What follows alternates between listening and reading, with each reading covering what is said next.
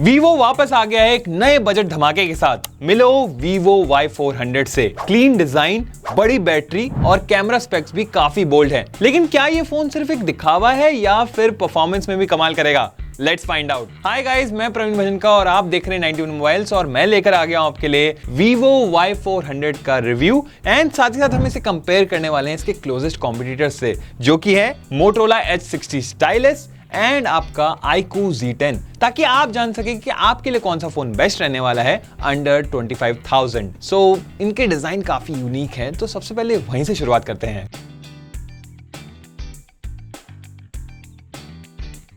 खैर, अब बात करते हैं यहाँ पे डिजाइन की, लेकिन आपको बता दूं कि अगर डिजाइन में फुल मार्क्स देने होते दिखने में, तो ये दिखने में बहुत ही प्यारा लग रहा है मेरे को तो, एंड इसको जिता देते फिर हम लोग, लेकिन नहीं। उसके लिए हमने बना रखे हैं यहाँ पे अलग अलग पैरामीटर्स, जिससे हमें पता चलता है कि डिजाइन में कौन सबसे बेस्ट है। तो उसमें आता है आपका वेट कितना है फोन का, थिकनेस क्या है, IP रेटिंग क्या दी गई है फोन में, एंड साथ ही साथ क्या बिल्ड क्वालिटी है उसकी, लाइक मटीरियल क्या यूज किया गया है। उसके बाद ही हम डिसाइड करते हैं कि अच्छा डिजाइन में कौन सा बेस्ट निकल कर आता है फोन। तो यहाँ पे अगर सबसे पहले इवेल्युएट कर लेते हैं Vivo Y400 को, तो यहाँ पे देख सकते हैं डिजाइन मेरे को काफी प्यारा लगा, काफी डिफरेंट सा है। कैमरा मॉड्यूल काफी अच्छा लग रहा है। यहाँ पे आपको एक रिंग लाइट टाइप का देखने मिल रहा है, यहाँ पे डुअल LED फ्लैश है और आपको मैट फिनिश देखने को मिल रहा है, तो अच्छा लग रहा है काफी। हाँ, कभी कभार मेरे हाथ में पसीना आते हैं तो इसकी वजह से थोड़ा सा आपको फिंगरप्रिंट सब देखने मिल सकता है, अदरवाइज आपको एज सच देखने नहीं मिलेगा। यहाँ वीवो की ब्रांडिंग देखने को मिलती है, कलर काफी यूनिक सा है, काफी डिफरेंट है, मतलब मेहंदी टाइप का ऐसा कुछ है। अच्छा लग रहा है, लाइक यूनिक लग रहा है। आप लोग बताइए कैसा लग रहा है आपको कलर। खैर, यहाँ पे बात करते हैं अभी इसके वेट की, तो 198 ग्राम का आता है, 200 ग्राम से जस्ट पीछे है, बट ठीक है। और साथ साथ यहाँ पे आपको थिकनेस है 7.99 mm, तो वो भी मेरे को ज्यादा नहीं लगी। बॉक्सी डिजाइन है, पकड़ने में अच्छा लगता है, कॉन्फिडेंस रहता है कि हाँ कहीं गिरेगा नहीं एंड ऑल। एंड अगर बात करें यहाँ पे IP रेटिंग की, तो यहाँ पे आपको IP68 एंड IP69 दोनों रेटिंग देखने को मिल जाती है, तो मतलब आप सबमर्ज भी कर सकते हैं पानी में, साथ साथ हाई वाटर जेट्स वगैरह का भी आपका प्रेशर आएगा, तो कोई दिक्कत नहीं है इसमें। तो वाटर प्रूफिंग है सब तो बहुत अच्छे से हो गया, डस्ट प्रूफिंग बहुत अच्छे से है। साथ साथ यहाँ पे बिल्ड क्वालिटी की बात करें तो आपका वैसे पॉलीकार्बोनेट है, बट स्टिल क्वालिटी अच्छी है, लाइक ऐसा लग नहीं रहा है कि अच्छा क्वालिटी में कॉम्प्रोमाइज किया गया हो, बहुत अच्छी क्वालिटी लग रही है एंड पकड़ने में अच्छा लगता है। वन हैंड यूसेज में एज सच थोड़ा सा आपको लग सकता है थोड़ा सा tall, but otherwise it's good. And साथ ही साथ यहाँ वेट भी मेरे को एज सच ज्यादा नहीं लग रहा है, लाइक पकड़ने में कंफर्टेबल लगता है, और 198 ग्राम का है, बट एज सच फील नहीं हो रहा है मेरे को। सो ओवरऑल आपका वेट डिस्ट्रीब्यूशन वगैरह भी काफी अच्छा है, तो डिजाइन के मामले में ये अच्छा है। लेकिन अगर बात करें इसके कॉम्पिटिशन की, तो यहाँ आ जाता है आपका Motorola Edge 60 Stylus and iQOO Z10। तो यहाँ पे अगर बात करें वेट की, तो सबसे हल्का जो निकल कर आ रहा है स्मार्टफोन वो है Motorola Edge 60 Stylus 191 ग्राम का। वहीं थिकनेस की बात करें तो यहाँ पे सबसे पतला स्मार्टफोन जो निकल कर आ रहा है वो है आपका iQOO Z10 7.89 mm का। वहीं IP रेटिंग की बात करें तो यहाँ पे थोड़ा डिफरेंस है, लाइक आपको IP68 दो में देखने को मिल रहा है Vivo Y400 and Motorola Edge 60 Stylus, and Vivo Y400 में आपको IP69 भी देखने को मिल रहा है, और यहाँ पे बात करें iQOO Z10 में आपको IP65 देखने को मिल रहा है। अब बात करें यहाँ पे Motorola Edge 60 Stylus और iQOO Z10 में देखने को मिलता है मिलिट्री स्टैंडर्ड 810H, जो कि ड्यूरेबिलिटी को और थोड़ा सा एनहांस कर देता है। और अगर बात करें मटेरियल जो बना है फोन का, वो तीनों ही आपके पॉलीकार्बोनेट बिल्ड क्वालिटी से बने हैं। सो अब बात करते हैं मेरे ओपिनियन की, तो यहाँ पे तीन में काफी कंफ्यूजन हो रहा था, लाइक एक कोई अच्छा है कोई एक अच्छा है, लेकिन बीच में एक मेरे को ढूंढना पड़ा कि बीच वाला कौन है कि दोनों चीज अच्छे से मिल रहा है, तो वो है यहाँ पे Motorola Edge 60 Stylus। तो यहाँ पे आपको IP रेटिंग तो अच्छी देखने को मिल रही है, साथ साथ मिलिट्री स्टैंडर्ड 810H का प्रोडक्शन भी देखने को मिल रहा है, तो ड्यूरेबिलिटी भी अच्छा हो जाता है। फोन हल्का भी है सबसे ज्यादा, एंड थिकनेस थोड़ी सी है बट डजंट मैटर, यहाँ पे आपको थिकनेस सही चल रही है, मतलब इतना आपको फर्क नहीं पड़ेगा। एंड ओवरऑल मेरे को यहाँ डिजाइन के मामले में ज्यादा अच्छा लग रहा है। पीछे आपको रगेट देखने को मिल रहा है, एंड ये जो आपका कैमरा मॉड्यूल है काफी फ्लश्ड है, अब काफी मतलब इतना ज़्यादा भार नहीं है, तो ये काफ़ी अच्छी चीज़ लगी मेरे को। तो ओवरऑल काफ़ी अच्छा है डिज़ाइन के मामले में Motorola Edge 60 Stylus।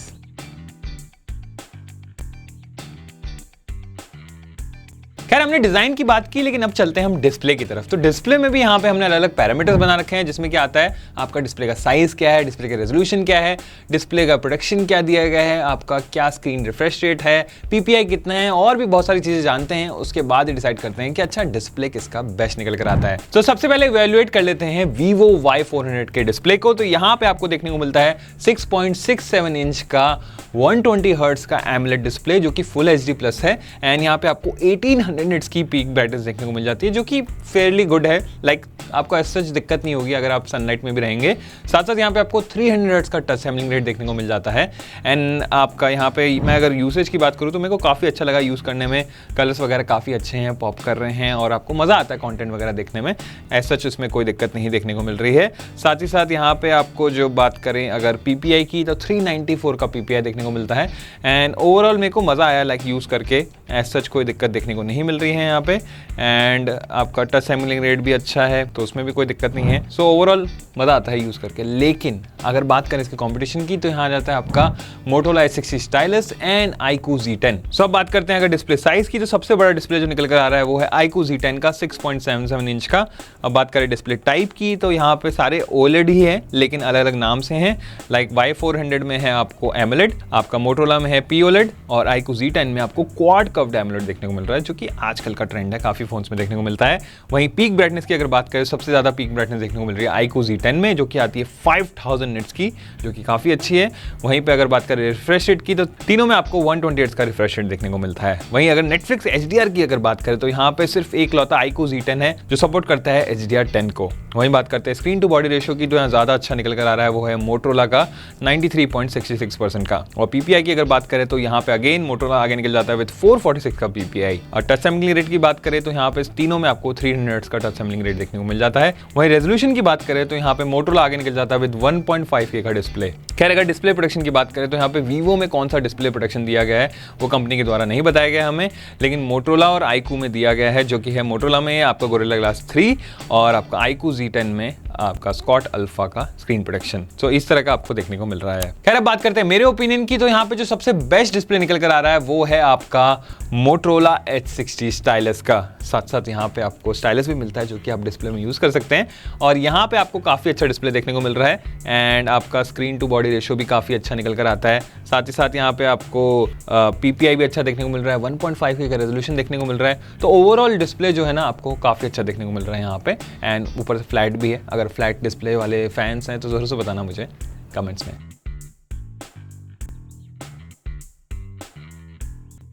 खैर डिजाइन एंड डिस्प्ले की तो हमने बात कर ली, लेकिन अब चलते थोड़ा अंदर की तरफ, मतलब कि परफॉर्मेंस कैसी है फोन की। तो यहाँ पे भी हमने अलग अलग पैरामीटर्स बना रखे हैं लेकिन उनको दो कैटेगरीज में डिवाइड किया है। पहले आता है आपका बेंचमार्क्स, दूसरा आता है आपका गेमिंग। सो अगर बेंचमार्क्स की बात करें तो यहाँ पे हम अलग अलग टेस्ट करते हैं, जैसे कि सबसे पहले आता है आपका एंटूटू टेस्ट। तो एंटूटू टेस्ट क्या होता है, जिसमें कि आपका CPU, GPU, RAM, storage and UI इन सब के बेस पे एक स्कोर निकल कर आता है। Higher the number is better. उसके बाद हम टेस्ट करते हैं गीक बेंच का, जिसमें कि आपका CPU का जो सिंगल कोर और मल्टी कोर होता है उसके टेस्ट केस निकल कर आता है। उसमें आपका देखा जाता है कितने जल्दी आपका प्रोसेस हो रहा है कुछ काम और आपका कितना कैपेसिटी है, लाइक कितने गीगाहर्ट्ज का है, और उस पर भी एक स्कोर निकल कर आता है। Higher the number is better. उसके बाद हम देखते हैं बर्नआउट टेस्ट। तो बर्नआउट टेस्ट क्या होता है, जिसमें कि आपका फोन पे प्रॉपर लोड दिया जाता है CPU पे और देखा जाता है कि अगर लोड देने के बाद भी वो कितना अच्छा परफॉर्म कर पा रहा है, तो उसमें भी हमें एक परसेंटेज निकल कर आता है। Higher the number is better.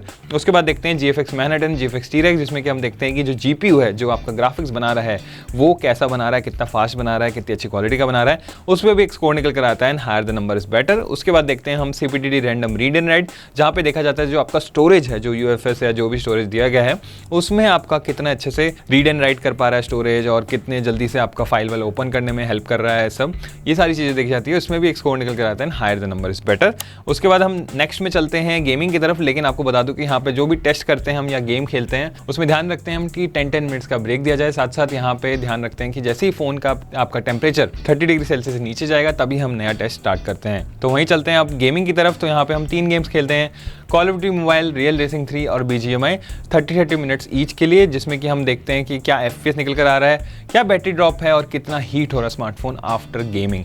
सो यहाँ पे इस बार इन सबको देखने के बाद हम डिसाइड करते हैं कि परफॉर्मेंस किसकी सबसे बेस्ट निकल कर आ रही है। अब यहाँ पे हम इवेल्युएट करते हैं Vivo Y400 को। तो यहाँ पे आपको देखने को मिलता है Qualcomm का Snapdragon 4 Gen 2 processor and LPDDR4X RAM and UFS 3.1 की स्टोरेज। सो अगर मैं बात करूँ यूजेज की तो यहाँ पे मेरे को यूज करके मजा आया। लाइक कोई आपको लैग जिटर जैसा देखने को नहीं मिल रहा है, काफी अच्छे से चल रहा है। As such like day to day usage में कोई दिक्कत नहीं आ रही है, मस्त चल रहा है। और यहाँ पे मैं काफ़ी मतलब गेम वगैरह भी खेला, तो कैजुअल गेमिंग कर सकते हैं यहाँ पे।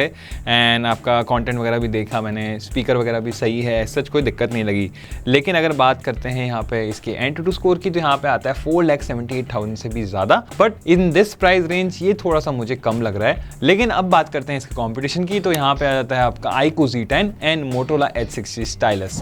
तो यहाँ पे अगर बात करें सबसे पहले प्रोसेसर्स की, तो यहाँ पे आप देख सकते हैं कि प्रोसेसर सब में डिफरेंट है, लेकिन तीनों में स्नैपड्रैगन का देखने को मिल रहा है। और आपको अगर बात करें सबसे पहले Motorola की, तो 7S Gen 2 देखने को मिल रहा है, वहीं पे iQOO Z10 में 7S Gen 3 देखने को मिल रहा है। तो ये थोड़ा सा सुपीरियर आपको प्रोसेसर देखने को मिल रहा है iQOO Z10 में। और बात करें अगर रैम टाइप की, तो तीनों में आपको LPDDR4X रैम देखने को मिल रहा है। वहीं पे अगर स्टोरेज टाइप की बात करें, तो यहाँ पे UFS 3.1 आपको सुपीरियर स्टोरेज देखने को मिल रहा है Vivo Y400 में। अब बात करते हैं Antutu स्कोर की, जो सबसे हाईएस्ट स्कोर जो निकल कर आ रहा है वो है आपका iQOO Z10 का 8,04,000 से भी ज्यादा। वहीं पे बात करें अगर Geekbench की सिंगल कोर की, तो यहाँ पे ज्यादा स्कोर निकल कर आता है अगेन iQOO Z10 का 1168 का। वहीं पे अगर Geekbench मल्टी कोर की बात करें, तो यहाँ सबसे ज्यादा स्कोर निकल कर आ रहा है iQOO Z10 का 3223 का। अब बात करते हैं यहाँ पे बर्नआउट टेस्ट की, तो यहाँ पे Motorola का जो बर्नआउट टेस्ट था वो आपका क्रैश कर गया था, बार बार हमने ट्राई किया नहीं हो रहा था। लेकिन अगर इन दोनों में ही देखें कंपैरिजन iQOO और Vivo में, तो आपका iQOO में ज़्यादा अच्छा निकल कर आ रहा है स्कोर 68.30% का। अब बात करते हैं GFX मैनहट्टन की, तो यहाँ पे अगेन आपका iQOO आगे निकलता है। GFX T-Rex की, यहाँ पे भी आपको iQOO आगे निकल रहा है। और अब बात करें यहाँ पे CPTD रैंडम राइट की, तो यहाँ पे ज़्यादा अच्छा स्कोर निकल कर आ रहा है Vivo का, क्योंकि यहाँ पे आपको सुपीरियर आपका स्टोरेज यूज किया गया है जो कि है UFS 3.1। और यहाँ पे बात करें CPTD रैंडम रीड की, तो यहाँ पे भी लीड लेते हुए दिखता है Vivo just because of the storage UFS 3.1। लेकिन परफॉर्मेंस में अगर बात करूँ तो आपका iQOO सबसे ज्यादा आगे निकल रहा है। तो यहाँ पे चलते हैं हम गेमिंग की तरफ से। जो हमने कॉल ऑफ ड्यूटी मोबाइल खेला 30 मिनट्स के लिए, तो यहाँ पे ज्यादा FPS निकल कर आया वो था आपका Motorola Edge 60 Stylus में, जो कि था 59.8 का। और अगर बैटरी ड्रॉप की बात करें, तो सबसे कम बैटरी ड्रॉप जो हुआ वो था iQOO में, जो कि था सिर्फ 4% का, लाइक आपका 292 mAh का। अब बात करें हीटिंग की, तो सबसे ठंडा स्मार्टफोन जो रहा वो था Vivo 29.3 डिग्री सेल्सियस तक। अब बात करते हैं रियल रेसिंग 3, जब हमने 30 मिनट्स के लिए खेला, तो सबसे ज्यादा FPS निकल कर आया वो था iQOO Z10 में 59.2 FPS का। अगर बात करें बैटरी ड्रॉप की, तो सबसे कम बैटरी ड्रॉप देखने को मिला iQOO में अगेन 292 mAh का। अब बात करते हैं आपका हीटिंग की, तो सबसे ठंडा स्मार्टफोन जो रहा वो था Motorola 29.4 डिग्री सेल्सियस के साथ। और अब चलते हैं BGMI, जब हमने खेला 30 मिनट्स के लिए, तो यहाँ पे जो सबसे ज्यादा FPS निकल कर आया वो था Motorola Edge 60 Stylus में 39.5 FPS। और वहीं बैटरी ड्रॉप की अगर बात करें, तो अगेन फिर से थर्ड टाइम आपका सबसे कम बैटरी ड्रॉप हुआ वो था आपका iQOO में 3% का, जो कि था 219 mAh का। अब बात करते हैं हीटिंग की, तो यहाँ पे सबसे कम हीट जो है स्मार्टफोन अगेन यहाँ Vivo काफी अच्छा चल रहा है, यहाँ पे 32.8 डिग्री सेल्सियस। खैर अब बात करते हैं मेरे ओपिनियन की, तो खैर यहाँ पे सब साफ हो चुका है, आपको दिख ही रहा होगा कि कौन आगे निकल रहा है, सबसे ज्यादा लीड ले रहा है परफॉर्मेंस में, मतलब कि सबको आगे छोड़ दिया है। आप गैस कर लो या फिर मैं बता ही देता हूँ। iQOO Z10 ये बहुत ही अच्छा परफॉर्मिंग स्मार्टफोन है, आपको बहुत अच्छा परफॉर्मेंस दे रहा है, गेमिंग में भी काफ़ी अच्छा कर रहा है, आपको बैटरी भी अच्छी बचा रहा है, परफॉर्मेंस में आप बेंचमार्क्स भी देख सकते हैं काफ़ी अच्छे निकल कर आ रहे हैं। एंड प्राइस में जो आपको मिल रहा है ना, प्राइस टू परफॉर्मेंस रेशियो, वो काफ़ी अच्छा निकल कर आ रहा है। तो मेरे हिसाब से आपको परफॉर्मेंस के लिए तो इसकी तरफ ही जाना चाहिए।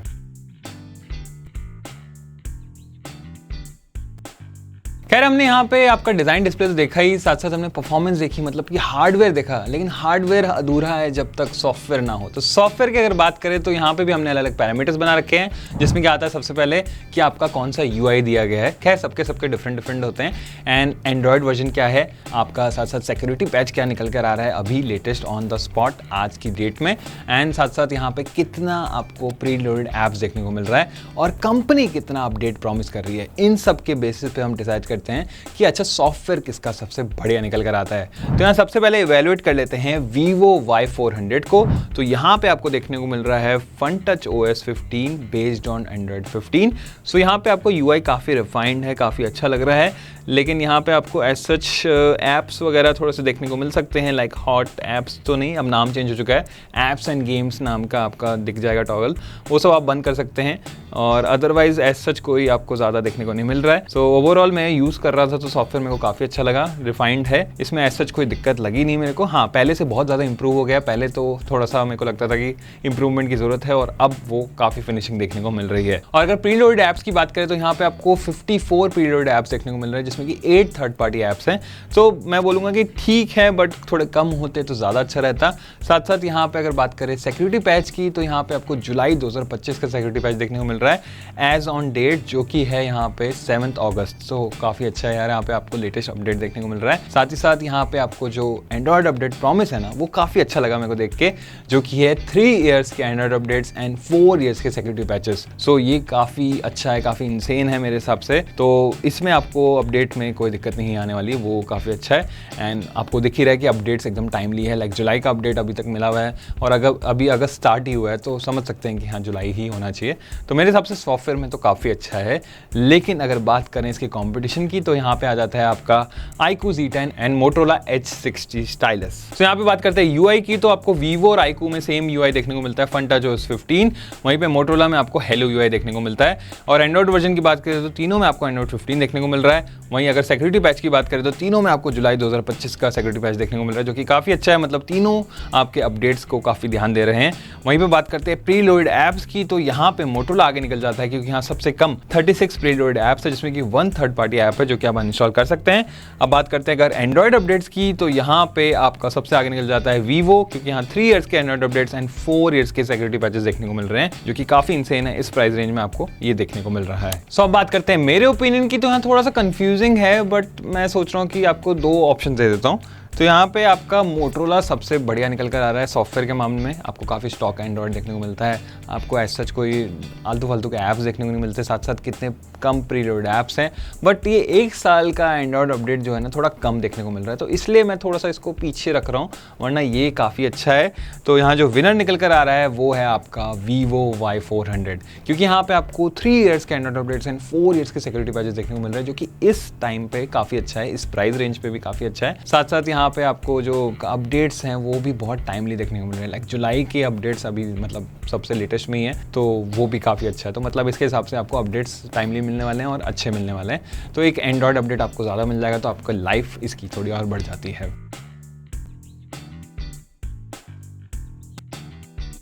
सो हम आ गए हैं पार्क में to test the cameras of the Vivo Y400। तो यहाँ पे आपको देखने को मिलता है डुअल कैमरा सेटअप, जिसमें कि मेन कैमरा आपका 50 मेगापिक्सल का, और यहाँ पे आपको सेंसर देखने को मिलता है सोनी का IMX852 सेंसर। एंड अगर सेंसर साइज की बात की जाए तो 1/1.95 का देखने मिल जाता है।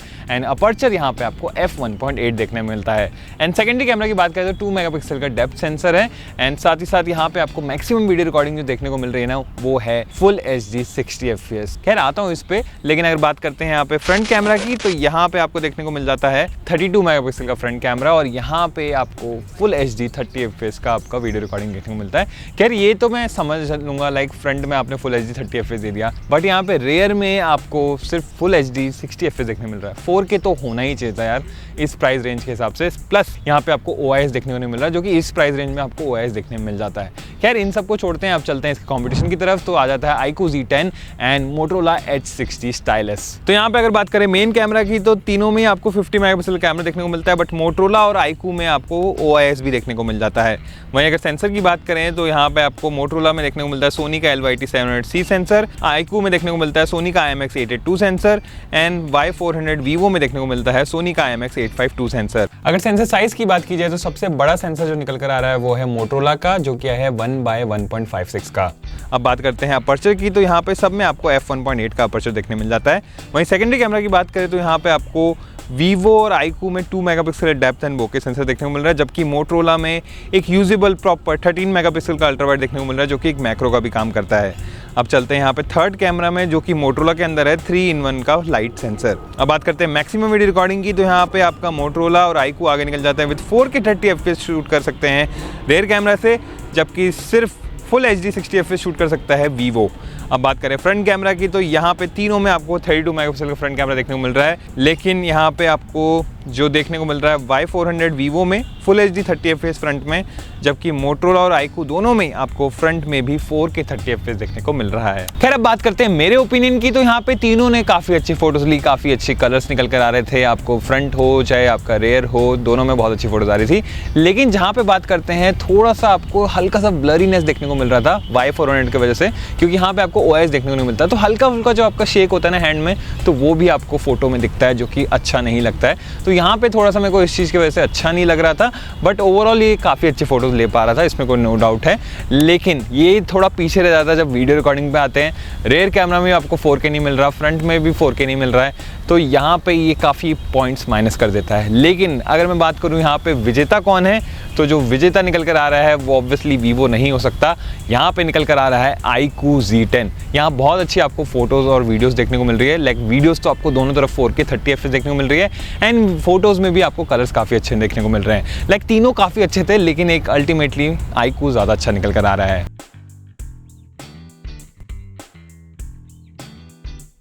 हमने बात कर ली डिज़ाइन, डिस्प्ले, हार्डवेयर और सॉफ्टवेयर की भी। तो अब बचा क्या है? अब बचा है अंदर की पावर, मतलब कि बैटरी एंड चार्जिंग। तो यहाँ पे बैटरी एंड चार्जिंग के लिए भी हमने अलग अलग पैरामीटर्स बना रखे हैं, जिसमें क्या आता है सबसे पहले कि बैटरी की कैपेसिटी कितनी है, और उसके बाद हम टेस्ट करते हैं पीसी मार्क टेस्ट। तो पीसी मार्क टेस्ट क्या होता है? इसमें आपका जो normal day to day usage की आपकी चीज़ें होती है ना, वही होता है। मतलब फ़ोन को हमने 100% तक चार्ज कर दिया, उसके बाद उस टेस्ट को रन कर दिया।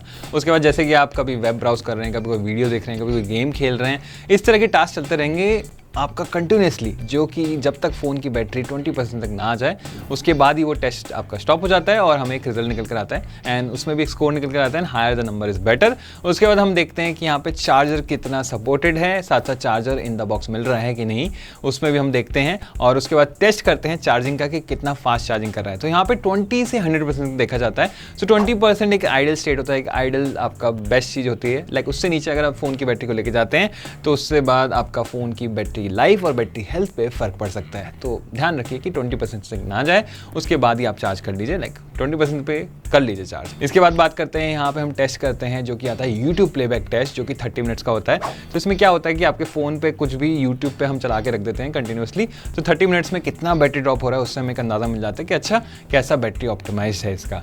तो इन सब के बेसिस पे हम डिसाइड करते हैं कि बैटरी एंड चार्जिंग में कौन सा सबसे बेस्ट निकल कर आ रहा है। तो यहाँ सबसे पहले बात कर लेते हैं आपका Vivo Y400 की। तो मैंने आपको स्टार्टिंग में बताया था कि इसमें बड़ी बैटरी है। तो कितनी बड़ी बैटरी है? तो यहाँ पे आपको देखने को मिल रही है 6000 mAh की बैटरी, जो कि काफ़ी बड़ी है, काफ़ी अच्छी है, और उसके बाद भी थिकनेस आपकी काफ़ी कंट्रोल्ड है मेरे हिसाब से, तो काफ़ी अच्छी चीज़ है।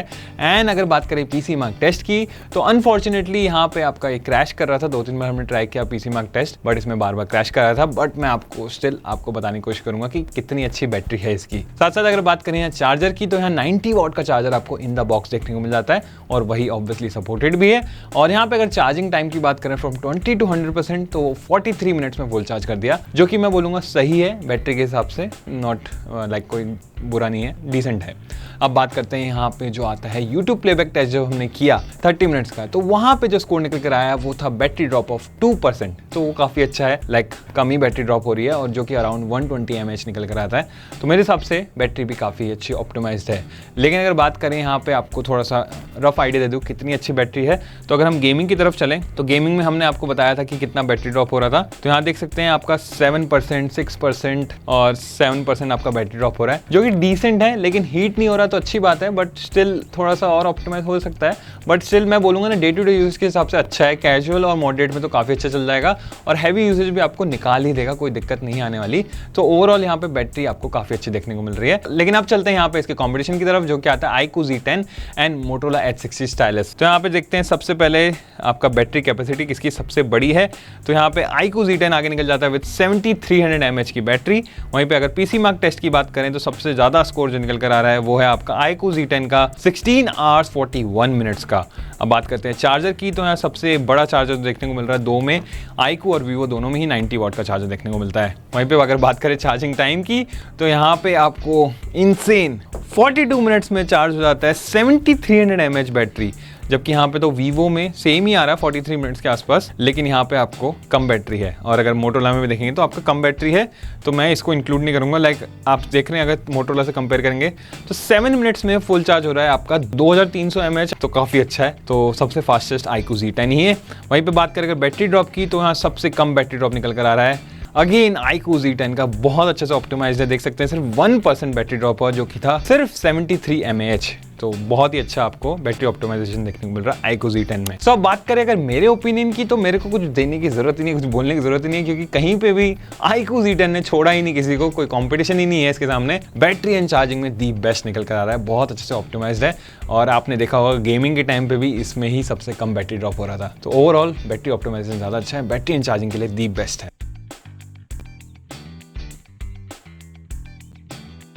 खैर हमने सारे सेगमेंट की बात कर ली फोन के बारे में, लेकिन एक तो बहुत इंपॉर्टेंट चीज है भाई, कितना पैसा देना पड़ेगा फोन खरीदने के लिए। तो यहाँ पे जो सारे स्मार्टफोन है आपको अंडर 25,000 देखने को मिल जाते हैं।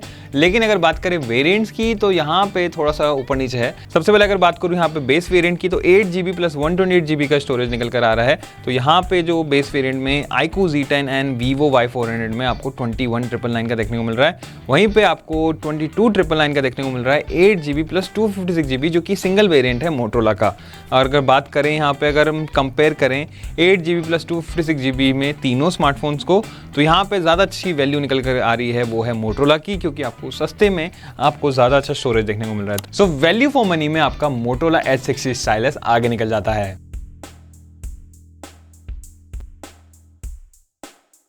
खैर अब बात करते हैं यहाँ पे वर्डिक्ट की। तो वर्डिक्ट में यहाँ तीनों ने काफ़ी अच्छा परफॉर्म किया। लाइक कहीं ना कहीं कोई सेगमेंट में कोई आगे निकल रहा है, कभी कोई आगे निकल रहा है, बट ओवरऑल आपको पता है कि एक ही जीतेगा हर चीज़ में। मतलब किसी में कोई जीत रहा है, किसी में कोई जीत रहा है। तो अगर बात करें, आपको अगर एक ऐसा स्मार्टफोन चाहिए जिसमें कि आपको परफॉर्मेंस सबसे बेस्ट हो, कैमरास भी बेस्ट मिल जाए, साथ ही साथ बैटरी एंड चार्जिंग में भी एकदम लाइक बाप हो सबका, तो मैं बोलूँगा कि आपको जाना चाहिए iQOO Z10 की तरफ, क्योंकि यहाँ पे आपको परफॉर्मेंस सबसे टॉप नॉच देखने को मिल रही है। देखा है आपने कि कितने अच्छे परफॉर्मेंस स्कोर्स निकल कर आ रहे थे। गेमिंग हो चाहे कुछ हो, आपको बेस्ट लगता है देखने में। साथ साथ यहाँ पे आपको जो देखने को मिल रहा है वो है कैमरास भी काफ़ी अच्छे हैं, कलर्स वगैरह काफ़ी अच्छे आ रहे हैं। दोनों तरफ से आपको 4K 30fps सपोर्ट देखने को मिल रहा है। एंड आपका बैटरी एंड चार्जिंग में सबसे बढ़िया है, यहाँ पे आपको 7300 mAh की बैटरी देखने को मिल रही है। चार्जिंग भी फास्ट हो रही है। तो ओवरऑल यहाँ पे आपको काफ़ी अच्छा देखने को मिल रहा है स्मार्टफोन। आप इसकी तरफ जा सकते हैं अगर performance, camera, battery and charging आपकी प्रायोरिटी है। लेकिन अगर आपको एक ऐसा स्मार्टफोन चाहिए जिसका भाई सॉफ्टवेयर सबसे बेस्ट हो, लाइक दी बेस्ट हो, तो मैं बोलूँगा कि आपको जाना चाहिए Vivo Y400 की तरफ। तो यहाँ पे आपको सॉफ्टवेयर तो बेस्ट मिल ही रहा है। लाइक आपका जो परफॉर्मेंस है आपका डे टू डे टास्क के लिए तो अच्छा है, कोई दिक्कत नहीं आएगी। साथ साथ डिज़ाइन भी आपको अच्छा ही देखने को मिलेगा, डिस्प्ले वगैरह भी अच्छा ही है। एंड मतलब overall this is also decent phone, but हाँ, इसका जो आपका सॉफ्टवेयर है वो काफ़ी अच्छा है। 1 साल को एक्स्ट्रा प्रॉमिस देखने को मिल रहा है, तो आपको थोड़ा लॉन्ग लास्टिंग हो जाता है स्मार्टफोन। वहीं बात करेंगे कि अगर आपको एक ऐसा स्मार्टफोन चाहिए जिसमें कि आपको डिज़ाइन, डिस्प्ले, सॉफ्टवेयर, साथ साथ यहाँ पे आपको वैल्यू फॉर मनी हो, स्मार्टफोन, हेडफोन जैक भी आता हो, और एक और चीज़ बोलते ही आप गेस कर लेंगे, स्टाइलस भी आता हो, तो आपको जाना चाहिए मोटोरोला Edge 60 स्टाइलस की तरफ। क्योंकि यहाँ पे आपको डिज़ाइन तो काफ़ी अच्छा देखने को मिल रहा है, लाइक ड्यूरेबिलिटी वगैरह काफ़ी अच्छी है। साथ साथ यहाँ पे आपको डिस्प्ले में भी काफ़ी अच्छा देखने को मिल रहा है, स्क्रीन टू बॉडी रेशियो भी आपको बहुत अच्छा देखने को मिल रहा है। और साथ ही साथ यहाँ पे आपको जो सॉफ्टवेयर है वो भी काफ़ी अच्छा देखने को मिलता है, इसमें कोई नो डाउट है, क्योंकि यहाँ पे आपको प्रीलोड ऐप्स वगैरह कम देखने को मिल रही है। हाँ, 1 साल का अपडेट थोड़ा कम है compare to the Vivo Y400। And साथ ही साथ यहाँ पे आपको स्टाइलस देखने को मिल रहा है। ऑल्दो इसमें आपको कुछ ज़्यादा पावर वगैरह नहीं है, नॉर्मल स्टाइलस ही है, लेकिन स्टिल आपको एक एडिड एडवांटेज देखने को मिल रहा है। आपको हेडफोन जैक देखने को मिल रहा है, जो कि मे बी किसी को जरूरत हो तो उसके लिए हेडफोन जैक भी है। और साथ साथ ये वैल्यू फॉर मनी भी है, क्योंकि इसका जो 8GB प्लस 256GB वाला वेरिएंट आता है वो आपका सस्ता है कंपेयर टू आपके इसके कॉम्पिटिशन के, तो